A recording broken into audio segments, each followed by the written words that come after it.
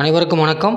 So நம்ம daily 10 previous year question பார்த்துட்ருக்கோம். So இன்றைக்கான 10 ப்ரீவியஸ் இயர் கொஷின்ஸ் பார்க்கலாம் வாங்க. ஃபஸ்ட் கொஷின், 1931ஆம் ஆண்டு கராச்சியில் நடைபெற்ற இந்திய தேசிய காங்கிரஸின் கூட்டத்திற்கு தலைமை வகித்தவர் யாருன்னு கேட்குறாங்க. ஸோ யார்? சர்தார் வல்லபாய் பட்டேல். சரிங்களா? ஸோ சர்தார் வல்லபாய் பட்டேலுக்கு சர்தார் என்ற பட்டத்தை கொடுத்தது யார்? காந்தி. சரியா? ஸோ இந்தியாவின் இரும்பு மனிதர் என்று அழைக்கப்படக்கூடியவர் இவர் தான். ஸோ இந்தியாவின் பிஸ்மாத் என்றும் அழைக்கப்படுறார். சரியா? ஸோ மாகாணங்களை ஒருங்கிணைத்ததில் வல்லபாய் பட்டேலுடைய பங்கு மிகப்பெரியது.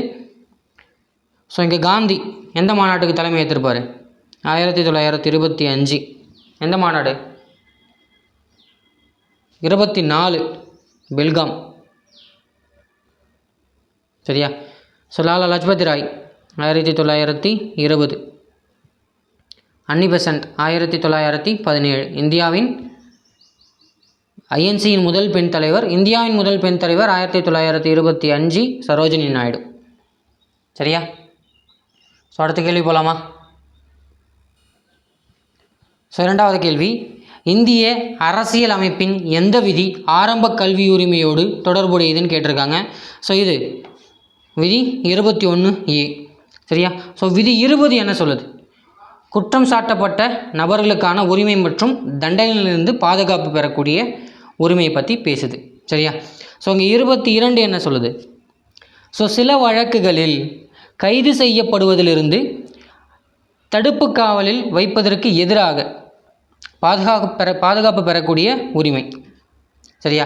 ஸோ 21 சுதந்திர உரிமை, தனிமனித சுதந்திரத்துக்கான உரிமை. சரியா? ஸோ அடுத்த கேள்வி பாருங்கள்.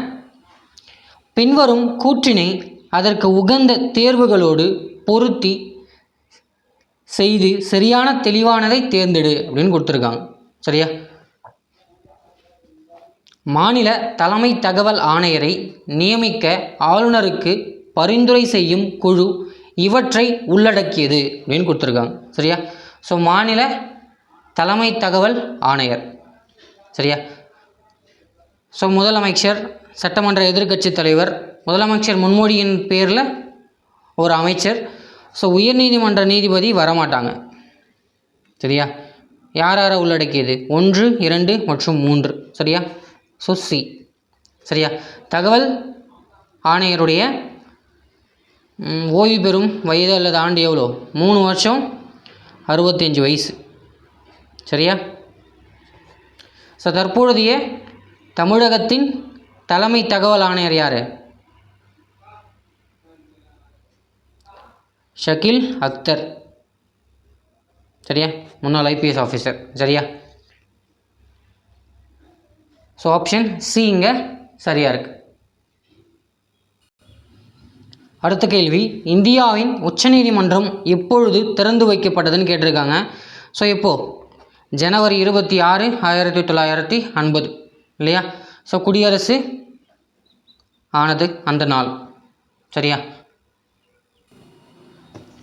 ஸோ அடுத்த கேள்வி பாருங்கள்.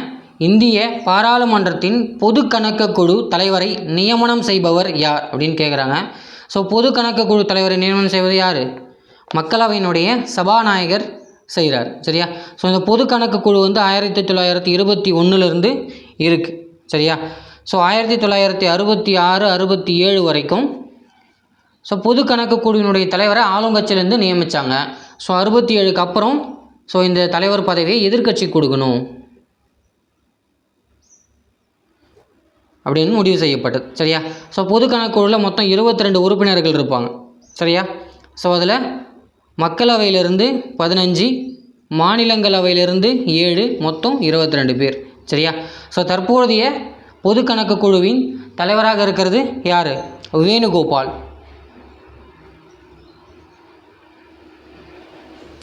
ஸோ ஐஎன்சியை சார்ந்தவர், இந்திய தேசிய காங்கிரஸை சார்ந்தவர். சரியா?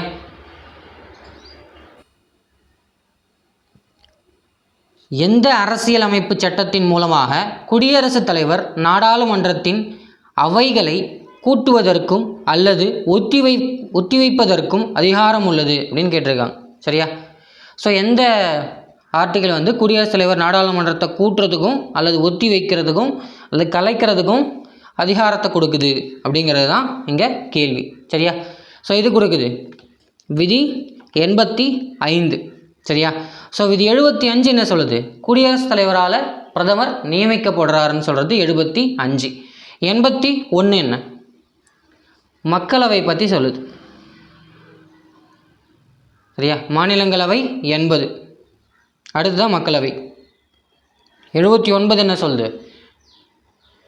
ஸோ நாடாளுமன்றத்தில் மக்களவை மாநிலங்களவை என்று 2 அவைகள் இருப்பது சொல்கிறது 79. சரியா? ஸோ அங்கே 88 என்ன சொல்லுது? இந்தியாவுடைய அட்டார்னி ஜெனரல் மக்களவை மாநிலங்களவை ரெண்டுத்துலேயுமே கலந்துக்கலாம், உரையாற்றலாம் அப்படின்னு சொல்கிறது 88. சரிங்களா? ஸோ அடுத்த கேள்வி போகலாம். ஸோ அடுத்த கேள்வி, கீழ்வருவதில் எந்த ஒன்று 9வது ஐந்தாண்டு திட்டத்தின் கீழ் குறைந்தபட்சம் அடிப்படை சேவைகள் திட்டத்தில் இடம்பெறவில்லை அப்படின்னு கேட்குறாங்க. சரியா? பிஎம்எஸ் திட்டத்தில் இடம்பெறாதது எது அப்படின்னு கேட்குறாங்க. சரியா? ஸோ 9வது ஐந்தாண்டு திட்டம். சரியா? ஸோ எப்போ? 1997 to 2002. சரியா? ஸோ இங்கே யார் பிரதமராக இருந்திருப்பா? வாஜ்பாய் இருந்திருப்பார். சரியா? ஸோ காங்கிரஸ் அல்லாத ஆட்சி காலத்தில் ஒரு ஐந்தாண்டு திட்டம் செயல்படுத்தப்பட்டது எதுனா ஸோ இந்த 9வது ஐந்தாண்டு திட்டம். ஸோ இந்த 9வது ஐந்தாண்டு திட்டத்திற்கான நோக்கம் என்ன? சமூக நீதியுடன் கூடிய வளர்ச்சி. சரியா? ஸோ இதில் அடிப்படை சேவைகள் திட்டத்தில் இடம் பெறாதது எதுனா புதுப்பிக்கத்தக்க எரிசக்தி மூலங்கள் வளர்ச்சியடைய செய்தல் வந்து கிடையாது. சரியா? ஸோ பாதுகாப்பான குடிநீர், அனைவருக்கும் கிடைக்க செய்தல், ஆரம்ப கல்வி, ஆரம்ப சுகாதாரம் வசதி, இது எல்லாமே அடிப்படை கடமைகளாக இருந்தது. புதுப்பிக்கத்தக்க எரிமூலங்கள் கிடையாது. சரியா? ஸோ இது பார்த்தவொடனே கண்டுபிடிச்சிருப்பீங்க இல்லையா? ஸோ அடுத்த கேள்வி போகலாம். அடுத்த கேள்வி பாருங்கள், சம அளவு வருமான பகிர்வை காட்டும் புள்ளியியல் குறியீடு. சரியா? ஸோ இது கிணிக்கெழு அல்லது குணக்கம். சரியா? ஸோ இதை வந்து 1912 ஸோ இத்தாலிய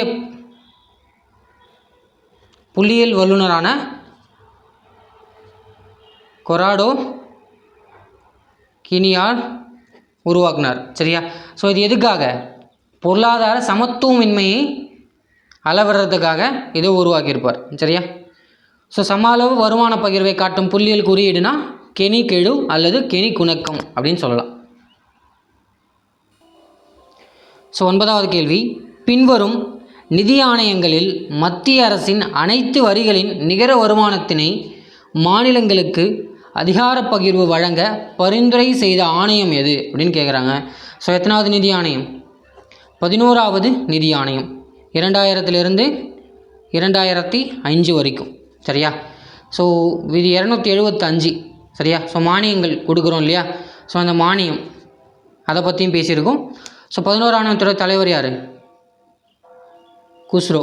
சரியா? ஸோ தற்போதைய தலைவர் அரவிந்த் பனகாரியா.